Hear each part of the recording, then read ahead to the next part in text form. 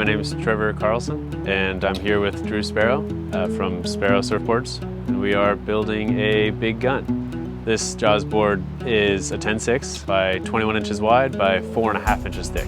The first step of a new gun is designing it on the computer, putting the blank onto the shaping machine itself.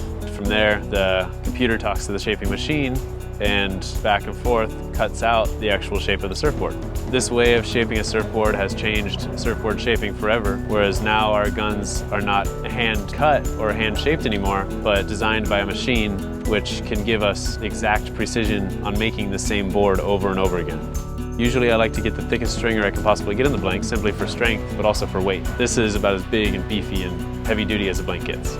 It's Drew Sparrow's job, the shaper, to actually finish the shaping. His job is to sand the board and clean it up and make it smooth and give it the fine-tuned details needed.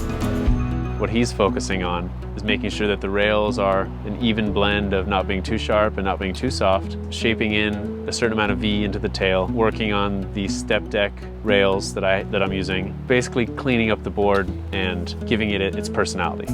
This is the part of the process that really makes every board different.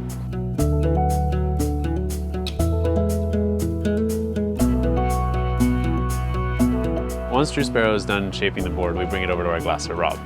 Rob then laminates the board, top and bottom. The next step is to cut the actual glass into the shape of the surfboard. The glassing process is 6-4-6 on the top and 6-4-6 on the bottom. What we do is we sandwich the 4 between the 6s and we laminate both sides the same weight. For a board like this, we're building the board to survive really big waves, so we hope that it's as strong as possible.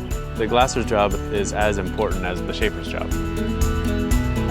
Sanding makes the final touches. It makes it smooth, it makes it shiny, it makes it a final piece of art. It's a really meticulous process, sanding a board. It takes a lot of attention to detail, and it takes a very skilled person to sand a board properly and to make it come out really well.